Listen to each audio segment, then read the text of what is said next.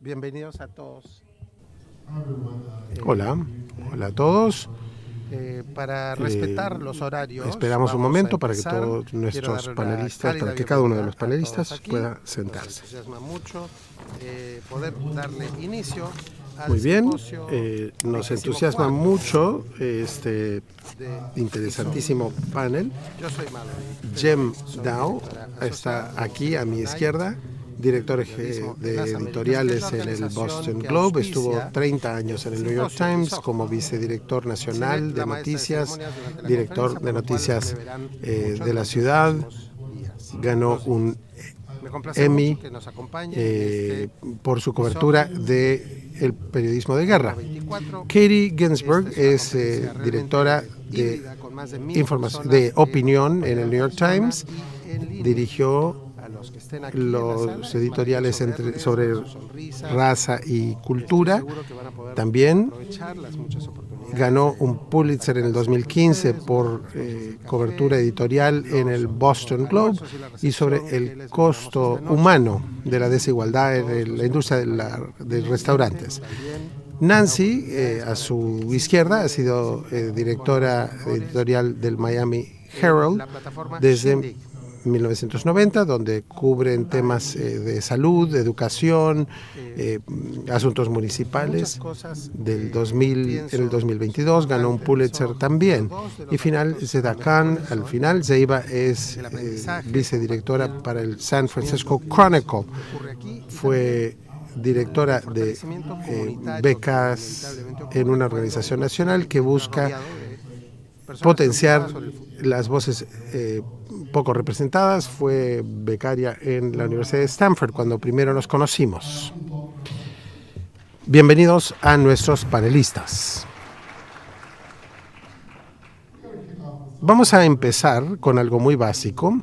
Queremos desmistificar un poco qué es el periodismo de opinión.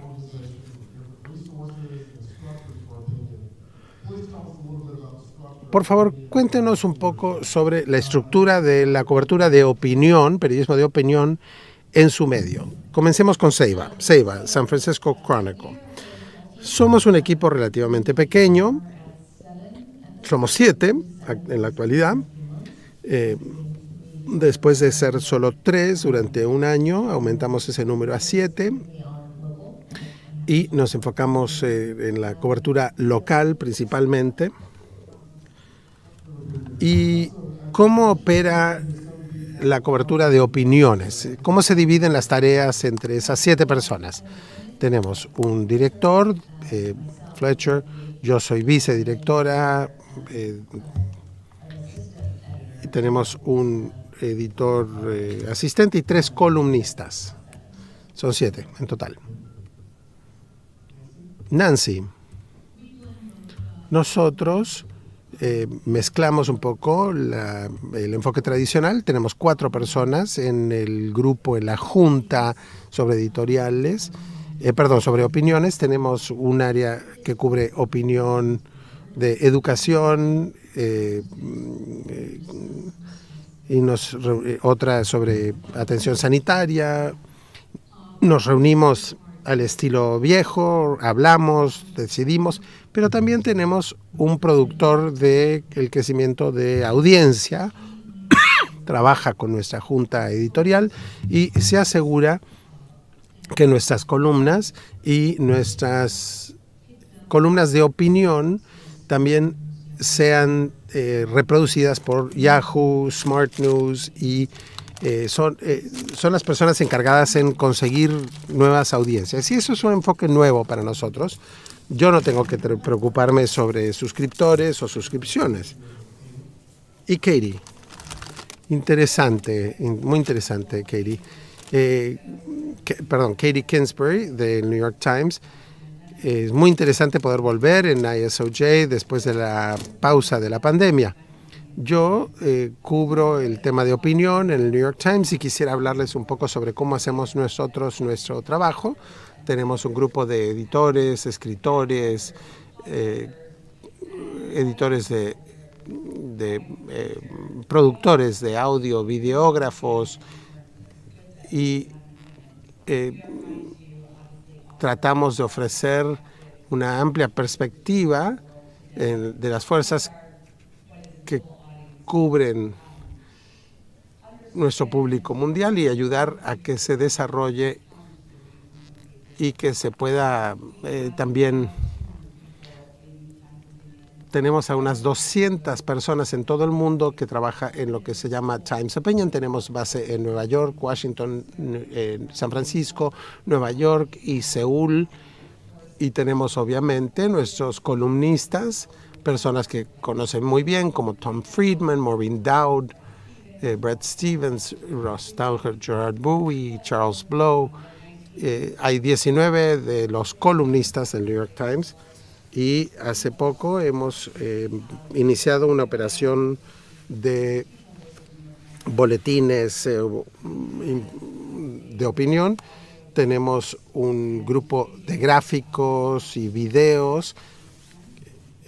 Acabamos de ganar nuestro primer Oscar para el New York Times por un video que hicimos, una serie de videos.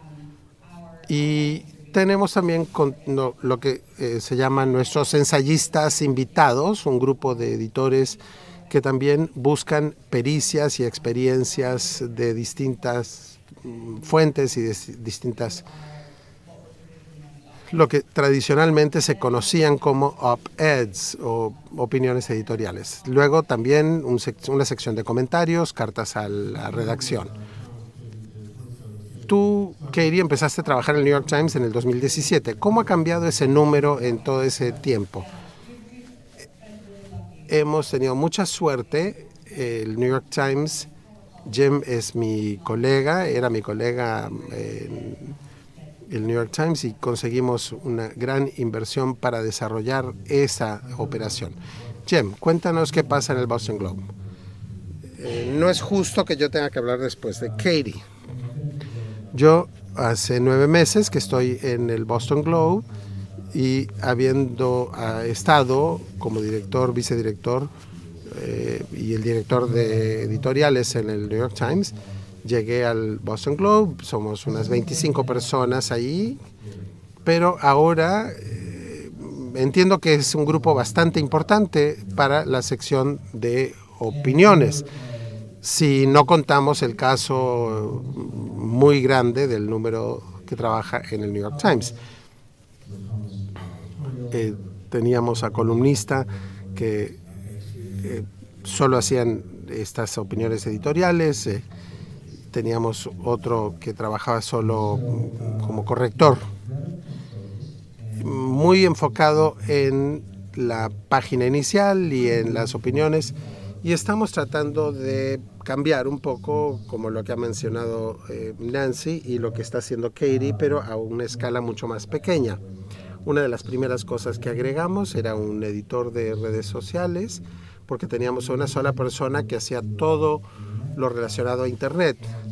Y el tener a una persona que simplemente se ocupaba de todas nuestras cuentas y pensaba en las nuevas formas de medios sociales, Instagram, la productora de contenido tiene que pensar de una manera más amplia sobre cómo ampliar nuestra audiencia y pensar más estratégicamente sobre los titulares y haciendo crecer esa fuente de información. Es un equipo pequeño, pero funcionamos como un equipo. Y también ahora creamos un podcast este año que significó agregar un nuevo productor. Pusimos a trabajar a uno de nuestros para preparar a los columnistas de nuestro periódico. Y también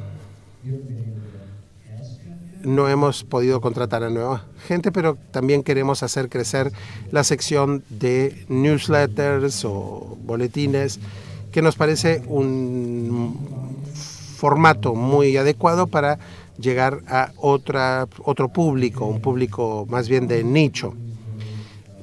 También le pedimos a nuestros columnistas que hagan newsletters. Tengo a un vicedirector de noticias que se va a enfocar sobre eso y otro nuevo contratado que también va a hacer solo el trabajo de los newsletters. A ver, entremos un poco más en detalle. Todo el mundo está haciendo newsletters o boletines. ¿Cuántos newsletters tienen o boletines y cómo se diferencian? Cuando empecé, teníamos el primero de RCS, que es La Opinión de Hoy, y hacía una lista. No era una cosa formateada. A veces poníamos las cartas a la redacción al inicio. Hoy en día ya eso le hemos agregado un poco más de trabajo editorial, incluimos cosas, en general el editorial lo incluimos también. Animé a los columnistas a publicar su propio boletín o newsletter. El Times lo ha hecho de una manera, me parece, muy brillante, porque hoy en día el newsletter es su propio formato de contenido, no es solo un puente para el resto de nuestro contenido. Yo quiero que esto se conciba como una manera de programar el contenido de una manera distinta, y aquí pueden hablar sobre sus perros o sus familias. Una de nuestras columnistas fue crítica de música, y yo le digo que puede hablar con su público de lo que está escuchando, de lo que le interesa esta semana. Ross dijo que el mejor newsletter que escribió era sobre un reportaje de la televisión.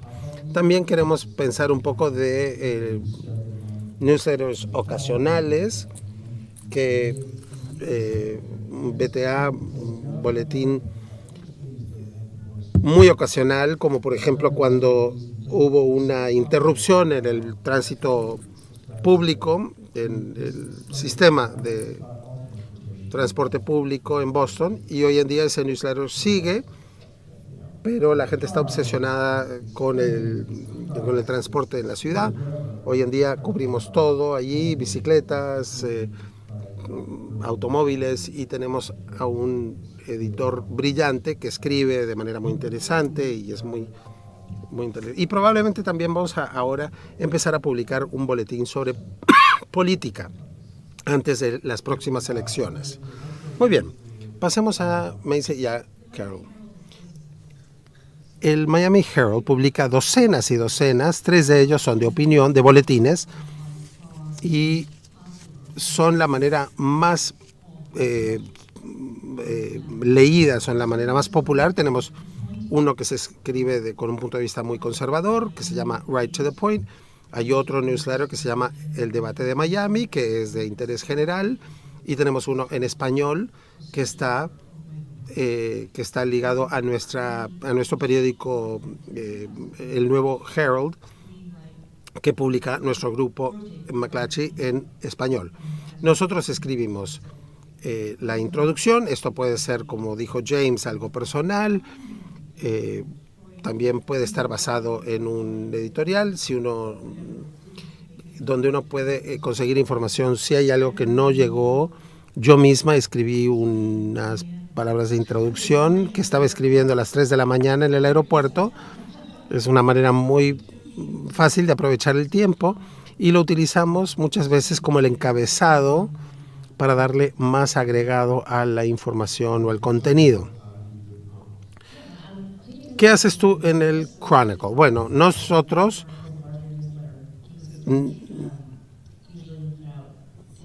el Chronicle de San Francisco no tiene un newsletter de opinión, pero tenemos otros. Ocasionalmente tenemos que abogar por uno que debería tener un público un público mayor. A veces distinguimos esto de otros casos. En un caso, un editor queríamos ilustrarle a los lectores cómo podían participar de la conversación con sus propios temas. Me interesa mucho preguntar, como estábamos hablando de esto, de cómo usar nuestros recursos limitados. Una de las justificaciones es que requiere un cierto ancho de banda del personal, pero vemos que podemos aprovechar los editoriales publicados, o el suscriptor, el que no es suscriptor puede recibir cierta información que está protegida por el paywall o la pared de pago. Bueno, es cierto que nos obliga a hacer 5 cosas a la vez a veces, y quizás lo malentiendo, pero cuando hablamos de esto en el New York Times, yo creo que hay distintos tipos de audiencias para todas estas cosas. No lo están viendo 2 veces porque creo que siempre hay públicos distintos. Yo animo mucho, si uno escribe una columna importante, se puede republicar eso en un newsletter o una columna. Los newsletters van gratis a muchísima gente, algunos son suscriptores y otros no. Y si vemos esto 2 o 3 veces, está bien. Uno no tiene que escribir 2 columnas en ese newsletter esa semana, porque una de las columnas va a ser un editorial del periódico. Y uno puede tomar ese tiempo y trabajar en otro proyecto. No animo a la gente a tener que hacer lo mismo todas las semanas. Katie.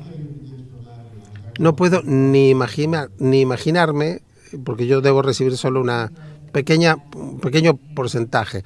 Tenemos muchos newsletters en el New York Times. Y hemos cambiado un poco cómo concebimos los newsletters en los últimos años. Probablemente ustedes han visto en el último año y medio, hemos creado lo que llamamos nuestros newsletters para suscriptores, boletines que solo van a la gente que ya es suscriptora del New York Times. Somos muy buenos en el New York Times para renovar a los suscriptores, y lo que nos damos cuenta es que para el público que lee esos boletines son más propensos a ver cuál es el valor agregado de ser un suscriptor. Hay boletines que se pueden conseguir gratis, como por ejemplo el de opinión de todos los días. Tiene 1 millón de suscriptores hoy en día y es uno que utilizamos,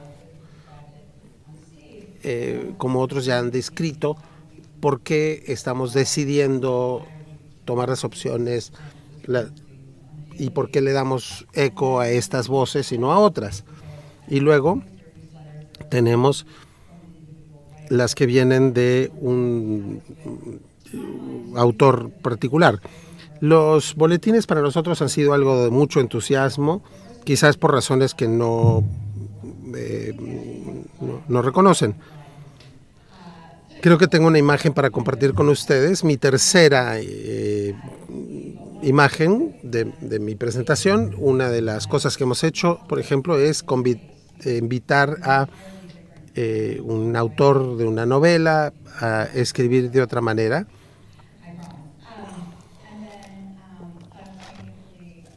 Y simultáneamente también, a ver,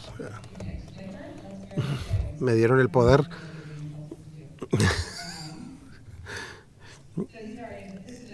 Aquí ven una agrupación, Opinión, como ya dije, Opinion Today es el boletín, y al final tenemos una que utilizamos para los autores de ficción, y esto permite que los autores de nuestros columnistas que sean un poco más sueltos. Jamal Burry, que escribe sobre recetas de cocina y cine, y esto es un poco para darle mayor eco, mayor audiencia en las voces que participan en nuestro periódico. Gracias, Katie. Todos ustedes han mencionado API. Ha estado haciendo una cumbre sobre opinión, y algo que hemos mencionado es sobre si las divisiones de opinión tienen una misión publicada, una declaración de su misión. Le pregunto al New York Times, le pregunto el Miami Herald. Nunca pensé que tendríamos una declaración o que tendríamos que tener una declaración de misión. Y creo que muchos de nuestros lectores más jóvenes no saben exactamente lo que hacemos. Nos leen, pero a veces dicen, bueno, les voy a compartir una opinión editorial y dicen, bueno, esa columna de Leonard Pitts, él debería ser objetivo, pero no debería. Y yo trato de explicar, no, una columna de opinión debe manifestar una opinión. Pero no creo que en el Miami Herald tengamos una declaración de nuestra misión. ¿Cómo le explicamos al público lo que hacemos? El New York Times tampoco tiene uno con el que hablamos abiertamente con el público, a no ser que sea en un formato como este. Jim, ¿ustedes tienen una declaración de misión? Es muy gracioso esto, porque Michael me hizo esta pregunta y fui y hablé con mi vicedirector y me dijo que sí teníamos una declaración de misión. Bueno, tenemos una serie de valores que nos orienta y eso lo publicamos en nuestro sitio web, pero tengo curiosidad por saber si hablamos mucho de cuál es la misión de la división de opinión del New York Times entre nosotros. Eso ha cambiado con el paso de los últimos años. Creo que ha sido de mucha ayuda para articular qué es lo que tratamos de hacer y lograr todos los días y cómo esos principios o esos valores se ven reflejados. Cuando hay un tema controvertido, cómo podemos diferenciar entre las reacciones, mucho nos ayuda a poder referirnos a cuál es la declaración de nuestros valores. No tenemos una San Francisco Chronicle en nuestro periódico, no creo que tengamos una tampoco, pero sí hablamos mucho de cuáles son nuestros objetivos. Y cuando buscamos a autores o externos que vayan a contribuir a nuestro periódico, eso nos ayuda a decidir a quién vale la pena incorporar y a quién no. Pero fue muy valioso darnos cuenta que no tenemos una declaración de misión. Bueno, yo puedo decir que no tenemos una declaración, pero sí somos muy orientados y dirigidos a cumplir con nuestra misión. Esto lo vimos muy claramente cuando hablamos sobre cómo vamos a hacer la cobertura de la elección presidencial del 2024 y cómo vamos a hablar, qué opiniones vamos a publicar sobre las elecciones presidenciales o la información que sale de la... no escribimos opiniones sobre la intolerancia o las tendencias autocráticas del gobernador pensando que vayamos a cambiar algo. Lo que sí es nuestra misión es que nuestro gobernador, que probablemente va a anunciarse como un candidato para presidente, queremos presentárselo al resto del mundo, al resto del país, perdón. Y esto es lo que queremos que se sepa del gobernador DeSantis de Florida. Bueno, en las 2 semanas en las que yo reflexionaba sobre eso, estaba tratando de escribir una declaración de valores o de visión y lo queríamos hacer en 9 palabras. Y como descubrí, la declaración de nuestra misión es de 40 palabras, no de 9. El ejercicio de reflexionar sobre eso fue fabuloso, me ayudó mucho a cristalizar mis pensamientos y aunque lo que yo probablemente terminé redactando era de 60 palabras, pero sí me ayudó a organizar las prioridades, cómo yo pienso sobre esto, cómo mis colegas piensan sobre esto. Mucho de esto puede ser de ayuda para pensar sobre cuáles son nuestras prioridades y cómo debemos pensar sobre... Bueno, yo creo que también tiene valor comunicárselo al público.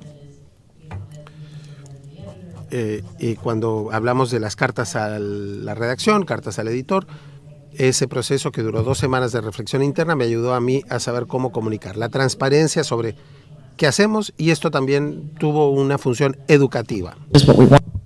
But para invitar a más gente a que participen en la conversación, que es lo que queremos. Y cuando tuvimos esa conversación, sí, lo necesitamos y aún no lo hacemos, pero ya nos enfocamos en él. Y hablando de eso, ¿cómo es que las columnas de opinión respaldan o complementan lo que se está haciendo en el resto de la organización? Porque abordan los mismos temas, pero desde otra perspectiva. En el Times,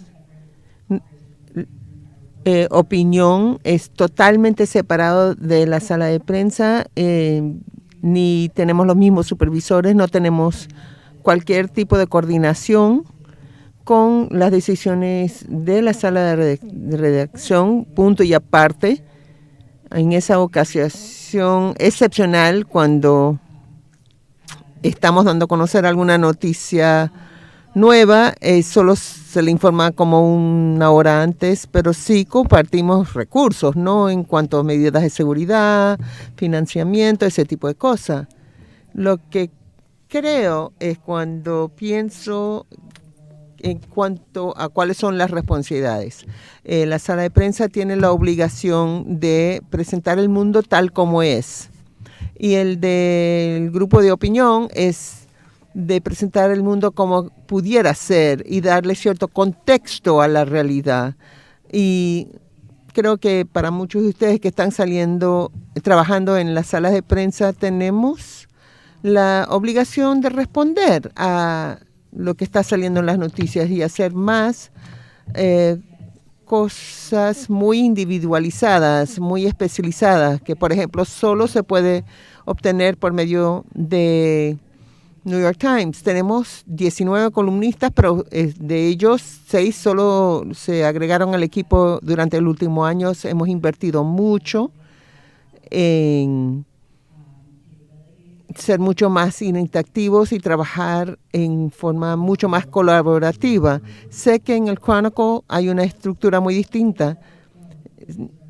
Igual que en San Francisco, la opinión es muy separada de la sala de prensa, porque tenemos un proyecto más grande que está tratando de reimaginar la ciudad en los años ahora después de la pandemia, que se titula Next, pero el equipo de opinión se mantiene separado, pero hay cierta coordinación cuando hablamos, por ejemplo, sobre temas de vivienda y la democracia o lo difícil que es lograr cosas en San Francisco. Y después de publicar nuestras notas, sí compartimos la información para incluirlas en otras plataformas. Pero nuestros columnistas, estoy pensando en lo que comentó Katie, a nivel local hay una falta abrumadora de información. Entonces nuestros columnistas son muy buenos en profundizar sobre un tema, lo que está sucediendo en California como una cultura o como crítica de la ciudad y cómo se relaciona con las políticas estatales. Y, por ejemplo, ahora se está hablando mucho de la situación en cuanto a la falta de vivienda, que es algo que todo el mundo está comentando.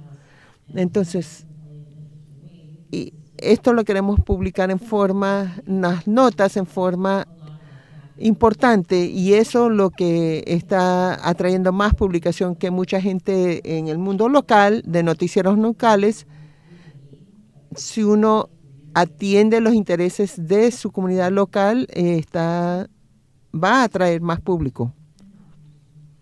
Somos independientes, pero hablamos con ellos, no coordinamos con ellos, pero sí queremos mantenernos enterados de lo que están viendo. Los líderes de la sala de prensa nos han felicitado por haber llevado la punta. Todo el mundo tiene una falta de equipo y de tiempo. Y preguntaste, ¿qué agregan nuestras columnas de opinión a este esfuerzo? Cuando yo y mi esposa nos subimos al avión esta mañana, vi un señor sobre las escaleras enfrente y su playera decía, el único virus mortal en este país son los medios. Y le dije a mi esposo, le doy mi tarjeta de presentación, pero tengo que afinar y refinar mis respuestas a aquellas personas que no confían en las noticias.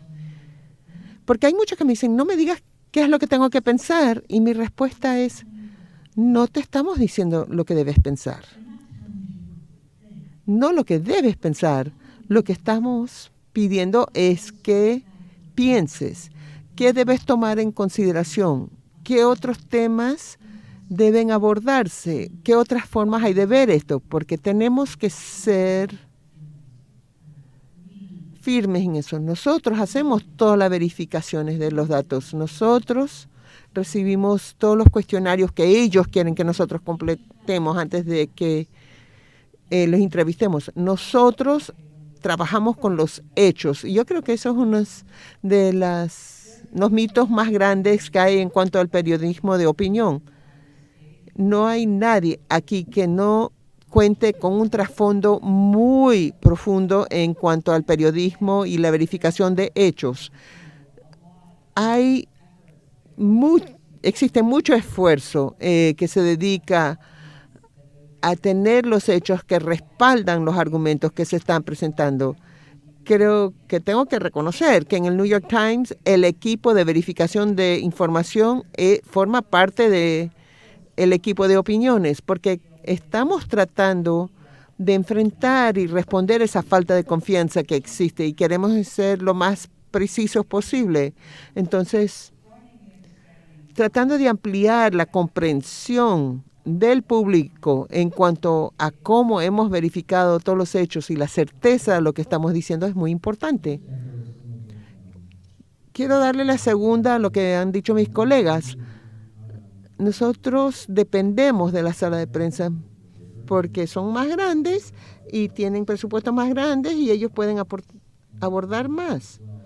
Entonces, tratamos de estar al tanto de los temas que ellos están abordando y tratar de incluir esos temas en nuestras opiniones. Pero también nosotros podemos agregar y proveer un proceso que inculca un análisis de las noticias. Y eso para tratar de no convencer a la gente que apoyen a cierta causa, sino hacer un análisis muy detallado, muy profundo. Y yo le he animado a mi equipo que no es que tengamos que aportar una solución, sino que sencillamente ayudarles a ver las cosas en forma más clara. Pero claro que tenemos cierta perspectiva y somos muy abiertos en cuanto a eso. Mucha gente hizo este comentario antes, que en algunos grupos dicen que van a donde no van las salas de prensa, que buscan materias que ellos o temas que consideran que es importante, que es significativo, que no se está atendiendo en la sala de prensa. No sé quién comentó eso. Por ejemplo, dicen que le dan cobertura a las campañas para los jueces y nadie por ejemplo, en las últimas elecciones, y yo dije, ¡ay, interesante! Porque hay tantas cosas que están sucediendo a nivel de los juzgados y en el campo judicial. Uno puede aprender mucho analizando esas campañas. Creo que las recomendaciones que hacemos en cuanto a las elecciones judiciales son sumamente importantes. Muchos de nuestros lectores se valen de ello, porque por lo menos en la Florida no pueden realizar campañas los que postulan para ser jueces. Lo único que pueden decir es voy a cumplir con la ley. Y hay, no sé si es el efecto de Miami, hay mucha gente que está postulando para ser jueces que dan mucho miedo, porque ahora el sistema judicial es cada vez más político, por lo menos en la Florida. Y cuando uno escucha sus discursos ante distintos foros, es bastante preocupante. Yo les recomiendo a todos que nos enfoquemos mucho en estas campañas. Es un servicio al público y es sumamente importante para nuestras comunidades. Solo dándole la segunda, y también nuestros lectores les interesa mucho. Ellos comparten esa información más y creo que va a lo que dices, que nadie más se está enfocando a eso. Entonces yo creo que eso es parte del papel que deberíamos desempeñar entre los equipos de opinión. ¿Querías agregar algo? No. Una de las cosas que hemos hecho últimamente es que ahora publicamos y hacemos disponibles en nuestra página electoral todas las entrevistas y toda la información de la cual nos valemos para ver quién estamos apoyando. Pero publicamos las transcripciones de las entrevistas y eso ha sido como otro proceso que hace que sea más transparente cuando nosotros apoyamos a un candidato u otro. ¿Y qué sucede cuando lo que ustedes están haciendo parece estar en conflicto con las opiniones que tienen los periodistas en la sala de prensa? Sé que hay ciertos ejemplos de esto en el New York Times. ¿Y en los otros periódicos?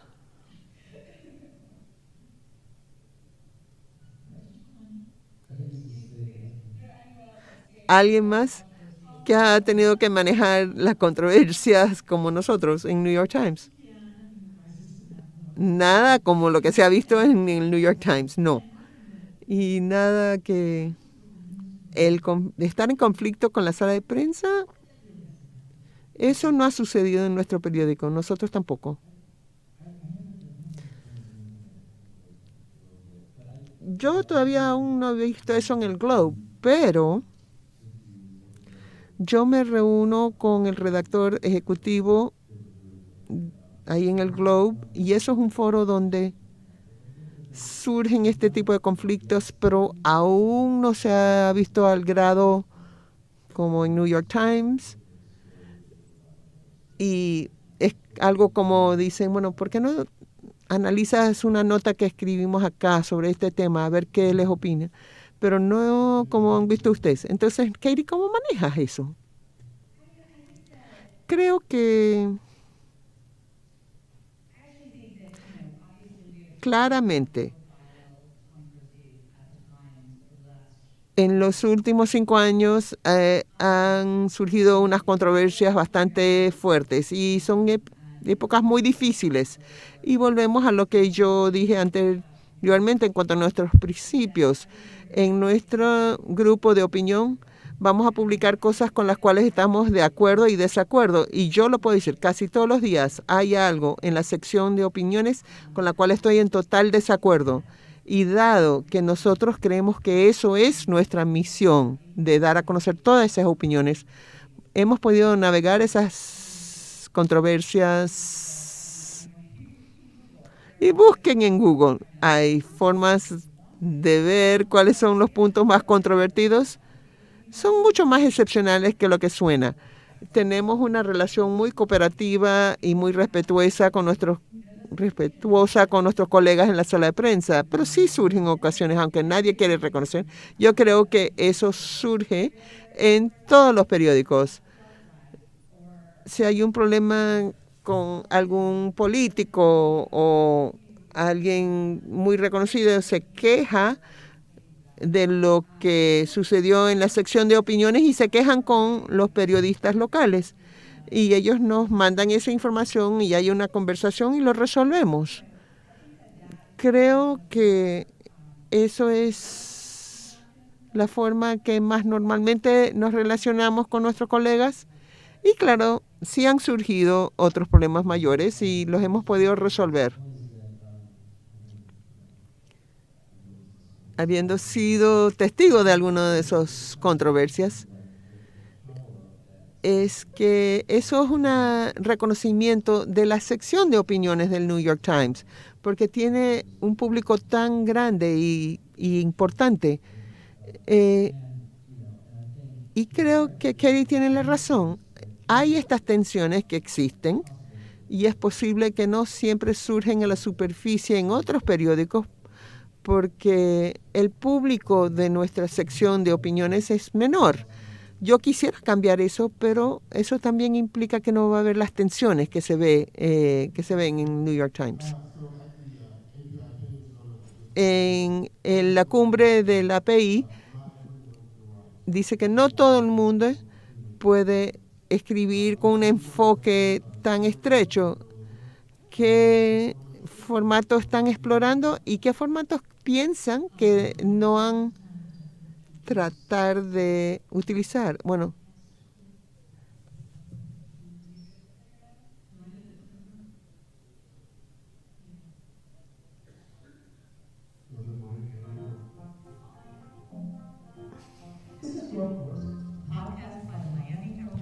este es un podcast del grupo de opiniones del Miami Herald, viendo los conflictos de cultura.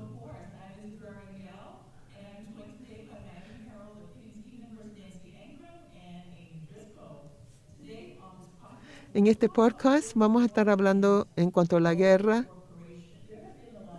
en contra de ese movimiento woke.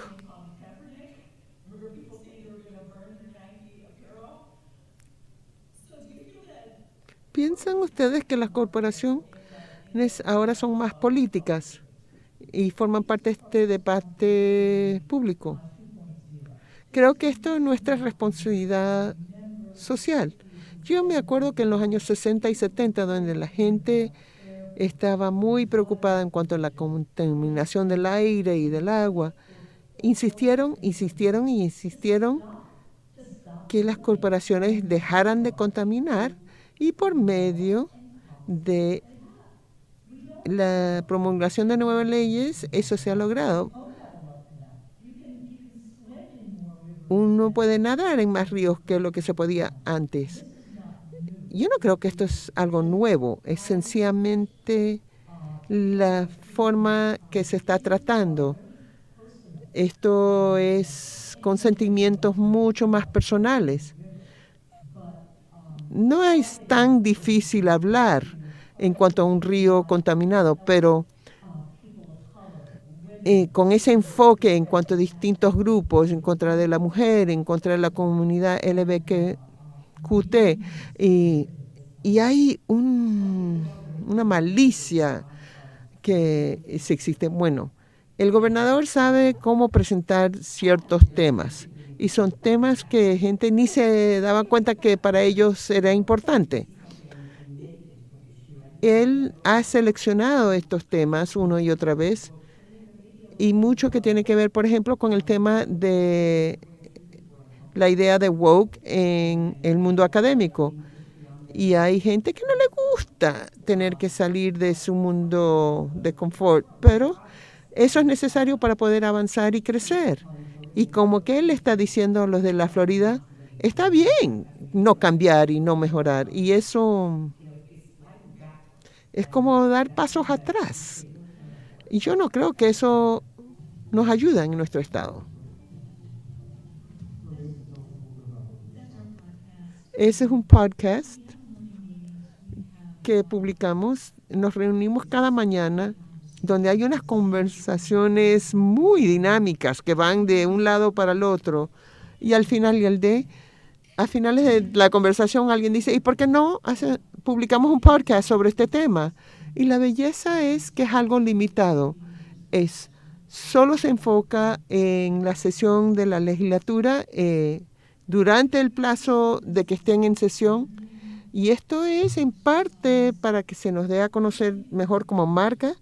Yo considero que viendo las cifras que esto ha generado, hay mucha gente que lo está viendo y lo está escuchando, pero no podemos compararlo con cualquier otra cosa que hemos hecho. Así que no sé si vamos a continuar o no con este esfuerzo.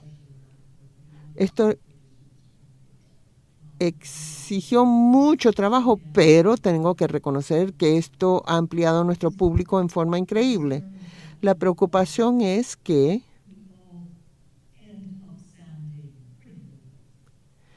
todos parecemos ser todos liberales.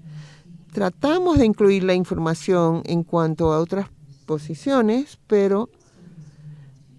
y queremos sacar a relucir que no todos estamos de acuerdo, pero cuando llegamos a consensos, se ve que tenemos ideas un poquito más liberales que podría excluir a la oposición. ¿Qué nuevos formatos están explorando? Nosotros hoy en día somos muy tradicionales y eso en parte del hecho que solo hubo 3 personas trabajando en nuestro equipo. Apenas estamos empezando a ampliar el equipo. Estamos viendo qué otras oportunidades hay y cómo llegar al público. Pero estoy de acuerdo con el comentario de Apiana, es que una de nuestras misiones es dar a conocer voces que son distintas y eso no siempre se va a lograr en el mundo de imprenta. Pero hay 2 puntos que quería mencionar después de la cumbre de API, es que el LA Times nos presentó un video que me pareció muy interesante en cuanto a cartas al editor. Me pareció increíble, dicen, bien hechos. No es solo el que escribió la carta, sino que entrevistan al autor para que la gente entienda de dónde llegó este comentario y qué dio lugar a que mandara esta carta. Así, ampliándole el alcance de los comentarios y tratando de dejarles saber a todos que esto es una plataforma a la cual todos pueden acudir, y creo que eso sería un ejemplo interesante. Nosotros vamos a estar analizando eso cuando regrese yo al Chronicle. A mí me llamó la atención mucho lo que había hecho el LA Times. Mucha gente no puede escribir, es extraordinario, como gente muy inteligente, académicos y todos, no son buenos autores. Y también esta persona que tiene una experiencia que uno quisiera dar a conocer, pero tenerlo por escrito es muy difícil. La idea de videos es algo muy prometedor. Ellos tienen en el LA Times tienen un equipo de video, nosotros no. Así que vamos a ver cosas como Instagram, cosas producidas en teléfono, donde podremos hablar con los escritores a las cartas o distintas personas en decirnos en forma muy concisa algo que quisiéramos incluir. Yo veo podcasts de la misma forma. Los suelen ser autores, pero una conversación de 30 minutos pudiera sacar a relucir muchos temas que no salen en una columna de opinión y puede profundizarse más y darle cierto contexto. Estamos viendo hacia eso. Va a ser algo distinto al de Nancy's porque va a ser con personas invitadas, con un moderador y van a durar como unos 30-35 minutos. Bueno, vamos a permitirle a Katie hacer un comentario y de ahí van a aceptar preguntas del público. Así que si quieren ir acercándose al micrófono, por favor. Yo me sorprendí cuando me enteré que ya tenían un TikTok. Bueno, eso es porque contratamos a un especialista en las redes sociales. Ella solo tiene 23 años y ella sabe cómo manejar esos medios. No sé si van a prohibir TikTok o resulta que no sea una plataforma útil, pero vamos a ver. Bueno, yo creo que eso para nosotros va a ser la siguiente frontera. Vamos a ver cómo hacemos. Llegamos unos cuantos años por atraso, pero ahí vamos. Como mencioné antes, sí hemos ampliado en forma bastante el equipo de opiniones, especialmente cuando tiene que ver con distintos medios. Muchos de estos esfuerzos los vemos como formas de buscar nuevos públicos. Por ejemplo,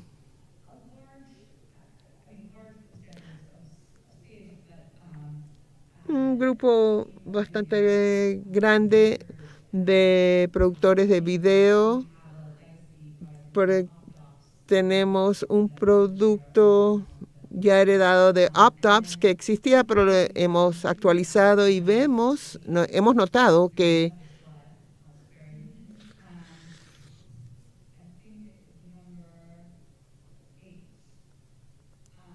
en lámina 8, que creo que hemos estado experimentando con distintos medios.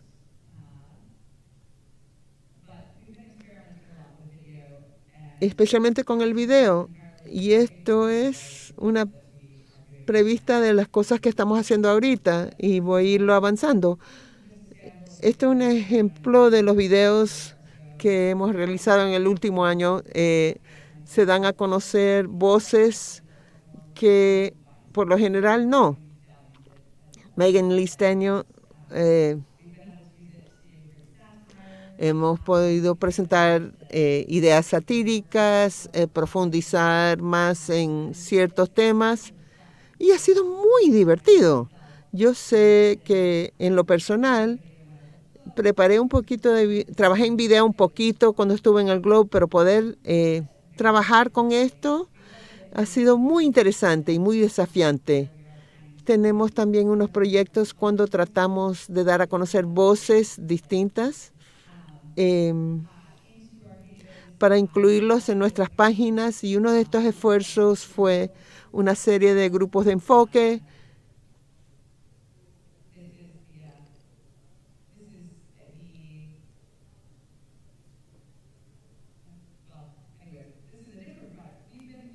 Bueno, este es otro proyecto que es muy interactivo y hemos organizado grupos de enfoque cuando hablamos con 8 a 10 personas en cuanto a sus opiniones políticas sobre varios temas. Y esto se publicó el año pasado cuando dije yo me equivoqué y cada uno tuvo que preparar una nota sobre algo sobre cual cambiaron de opinión y la gente la ha recibido muy bien. Esto es sobre los grupos de enfoque. Esta semana el tema fue del envejecimiento. También hubo uno en cuanto a los de ascendencia asiática y qué opinan ellos en cuanto a las nuevas realidades. Las conversaciones entre Joe Collins y Bret Stephens, que es una de las cosas más populares que hemos hecho, porque ven que Gayle y Bret están conversando en formas distintas a lo que suele verse en sus columnas.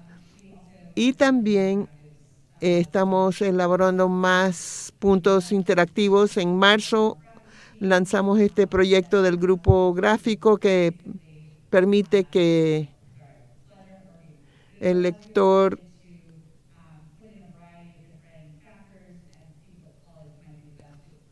escoja ciertos factores para ver cuál es la universidad donde mejor encajaría una persona, y cuestionando la categorización que se ha visto en las universidades. Y entonces hemos ahora contratado a Ezra Klein, por ejemplo, que está preparando una columna por escrito, pero también podcast. Hemos invertido mucho en podcast los últimos años. Lulu García Navarro ahora trabaja con nosotros. El título de sus podcasts es Yo en primera persona. Y para darle una prevista, este mes estamos por anunciar que hay uno nuevo, que es una conversación con varios de los columnistas, y esto sí ya se está dando a conocer en la página electrónica. Así que ahora le vamos a abrir el foro a las preguntas, así que por favor acérquense al micrófono si tienen algún comentario o pregunta.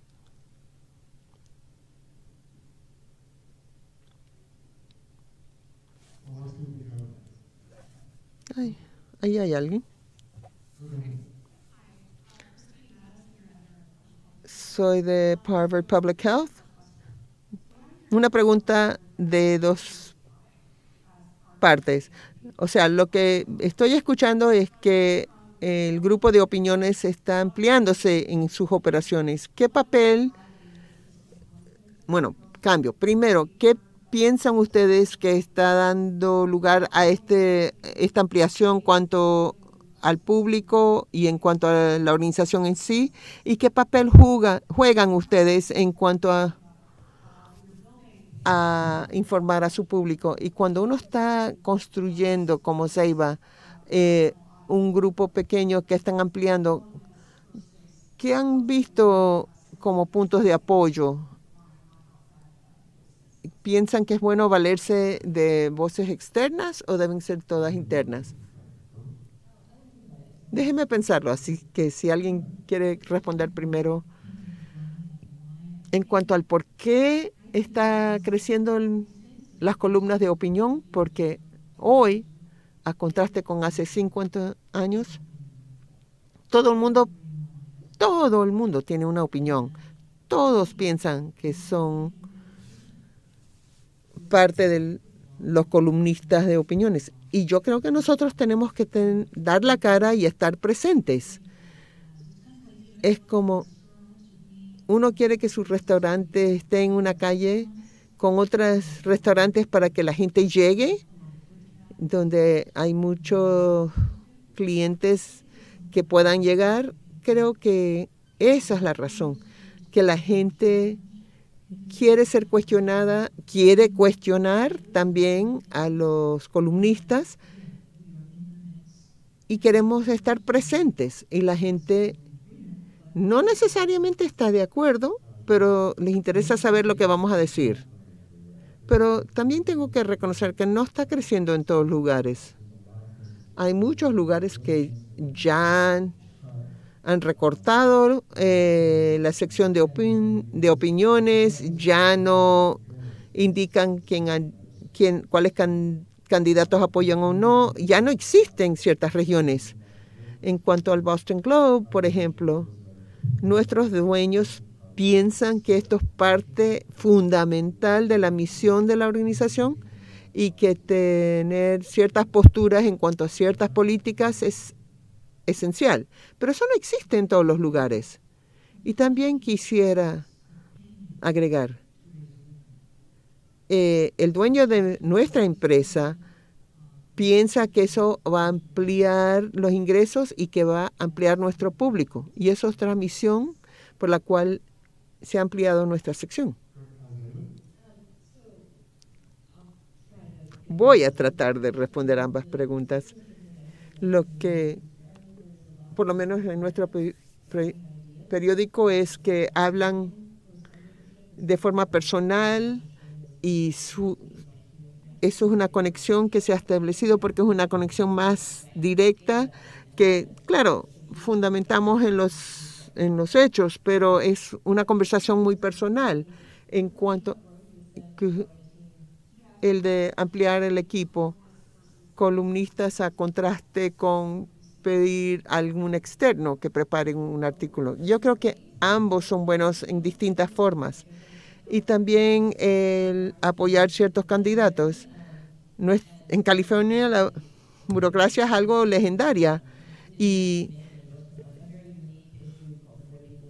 en cuanto al Consejo de Impositivo, que tiene un nombre muy raro, nosotros decidimos no apoyar cualquiera de los candidatos. Dijimos, creemos que esta entidad debe dejar de existir y esta es la razón por qué. Y de ahí publicamos varios artículos en cuanto a cuáles han sido los problemas. Y la respuesta que vimos en el público fue increíble. Muchos comentarios. Por primera vez estoy de acuerdo con el Chronicle. El no solo hacer lo normal porque tienen que escoger un candidato, sino también ir al meollo del problema y ser francos y abiertos sobre eso. Y eso dio lugar a que mucha gente se suscribiese. Entonces tenemos que crear más confianza en nuestro público y los columnistas, y incluyendo gente externa también ayuda con eso. Hubo un artículo que se publicó que es no solo ser transparente en cuanto a lo que está en juego, también estar al tanto de lo que está sucediendo en forma local. Hubo hubo todo un artículo en cuanto que un dueño de una galería de arte se aprovechó de un desamparado y ella pudo ir y profundizar más en cuanto al artículo y la información, y eso se extendió y difundió por todos los medios. Y esta es una pregunta que tiene que ver con si de verdad estamos atendiendo a todas las voces que hay en nuestras comunidades. Porque para una ciudad que antes no incluía las voces de todos, entonces si uno va y habla con gente en las distintas comunidades que abarcan nuestra ciudad, eso ayuda a profundizar la confianza que tienen en nuestro periódico, y reconociendo que no todos son buenos autores, pero si nos aprovechamos de todos los distintos medios de llegar al público, pero hay estos efectos secundarios en cuanto a lo que estamos haciendo cuando logramos dar esos pasos adicionales, que da lugar a lealtad y que se amplíen las suscripciones. Vamos a atender una pregunta más de la gente en línea, que creo que es una buena forma de concluir esto. ¿Dirían ustedes que el periodismo de opinión todavía es un campo dominado por los hombres blancos? No sé. Yo de verdad no sé. Sé que nosotras, en mi grupo, somos todas mujeres. Eso no fue adrede. Yo sé que es la excepción, pero de los periódicos con quien yo me he reunido, sí, todavía hay muchos hombres blancos, y eso no me sorprende, pero creo que en los periódicos más grandes han cambiado eso bastante, son mucho más diversos. Estoy de acuerdo en Nancy, no sé si tengo la estadística para apoyarle, pero creo que todos los que estamos aquí presentes y nuestros colegas a nivel internacional en las operaciones en cuanto a las columnas de opinión nos hemos enfocado durante los últimos años de ampliar las perspectivas que se presentan, y eso tiene que ver mucho con diferencias de género y de razas y de ideologías. Eso ha sido un esfuerzo muy adrede en el New York Times. Yo creo que si se fijan en quiénes somos hoy en día, a contraste con hace unos cuantos años, por ejemplo, tenemos Carlos Lozada, que fue el primer columnista latino que se integró en septiembre. Ahora llegó Lidia Pogren, que escribe sobre asuntos internacionales, Jesse Okada, que enfoca los temas culturales. Hemos una cantidad de trabajo bajo el liderazgo de Jim para tratar de asegurar que haya más equilibrio de género y más diversidad y distintas ideologías presentadas. Y otra cosa que hemos hecho es que hemos comenzado a enfocar otros temas. La política y el mundo internacional siempre va a ser parte esencial de nuestra sección, pero también nos estamos enfocando más en otros temas, cosas como tecnología y los negocios, temas culturales, las ciencias. Y al hacer eso, hemos visto que nuestro público ha crecido, que antes no hubiesen leído los artículos sobre Trump o las relaciones con China, que eran antes los temas principales, pero sí están interesados en ver qué es lo que implica tener 50, 60 años en esta época. Y esos son experimentos que hemos iniciado. La organización con la cual yo trabajaba antes es el proyecto APED, y ellos habían investigado, creo esto fue en 2014-15 en MIT, y creo que lo que descubrieron en cuanto a la representación de mujeres en de opiniones eran menos de 20%. Y yo volví con ellos recientemente. ¿Y cuáles son las cifras más actuales? Pero que ellos sospechaban que la representación de la mujer ahora estaba en como 30%. Pero no le puedo garantizar que esos van a ser los resultados finales, pero eso es lo que parecen ser las nuevas estadísticas. Y aquí, démosles las gracias a toda esta gente y continuaremos. Gracias a todas y todos.